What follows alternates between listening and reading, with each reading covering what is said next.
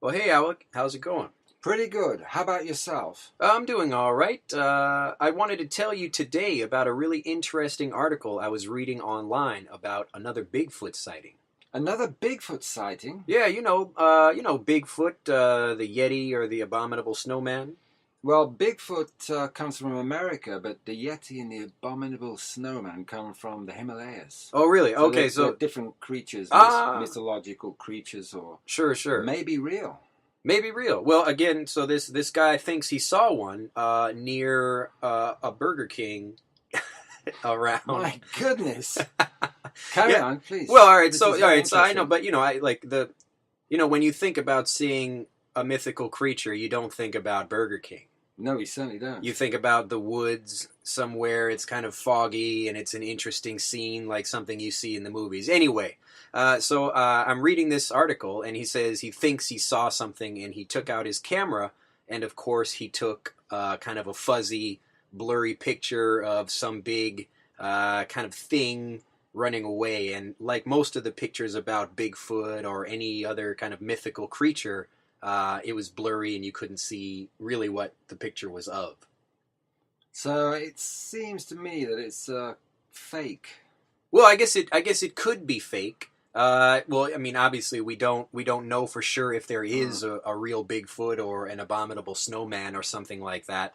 But the thing I found interesting was that we still get articles and news reports about Bigfoot being seen, and these aren't even just online articles. You can see this on regular mainstream TV news, network TV news. They'll sometimes have maybe a story about aliens or something like that. Yes, people are really interested in mysterious sightings.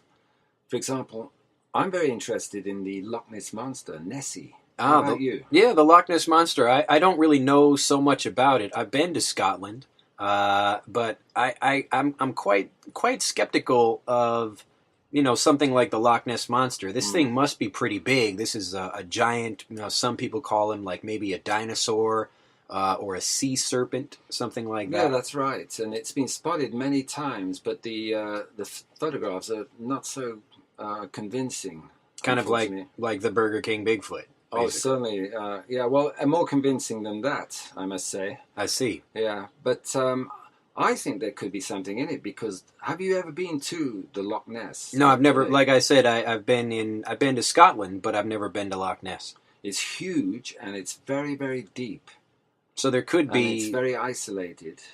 something living in it.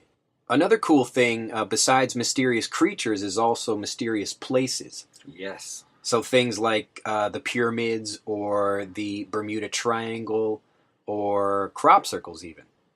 Yeah, crop circles are very interesting. They just appear out of nowhere, seemingly, sort of overnight. Yeah, I've And heard lots of stories about crop circles, and I can see how some people would be able to make those, but some of them seem almost too intricate to be made by people. well, actually, most of them seem are too intricate. Oh, really? Yes, they're extraordinarily refined images, Yeah. geometrical images. Yeah, I must confess I don't know Mm. so much about crop circles, but have you ever been to an I've never actual been crop to circle? one, no, but Oh, I've seen many, many images. There are a lot of images all over the internet, actually. oh, sure, sure. Have you ever been to any mysterious places or lived in any mysterious places? Well, I lived in a very mysterious place called Glastonbury in England. Oh, really? Yeah, and it had a kind of hill, a really symmetrical hill, and on Mm. the top of the hill, well, it has, talking about now, of course,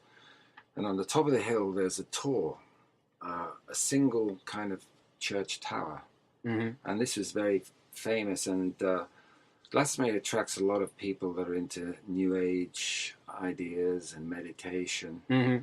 And when I first went up to the top of the tor and went into this tower, A toll? yeah, that's called a tor or a How do you spell tower, that? Tor. A Tor. Huh. So the first time I went in, it was dirty and it smelt, and I didn't like it at all. So Mm-hmm. I went down the hill with a bad idea about it. But all the time, I lived there. I went there many times, and every time I went there, it got more and more magical. And In what way? well, it had an amazing presence. Ah, It had an amazing energy. And I found that with a lot of Glastonbury, there are a lot of winding roads, and I used to go for many walks, and the energy was lovely. You know, it's oh, really? beautiful energy. Yeah, it was a nice season anyway. It was summer, so the sun was shining through the leaves. Ah, sounds like a really cool place to live. And yes.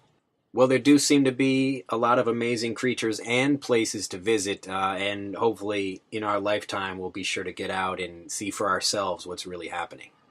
Yeah, definitely. Yes, I'd like to go to Egypt next. I've never been to Egypt. How about you? No, I've never been to Egypt, but I think that would be really cool. I'd love to see the pyramids. This Master English Conversation lesson has been copyrighted by EnglishAnyone.com. To learn more, please visit www.englishanyone.com.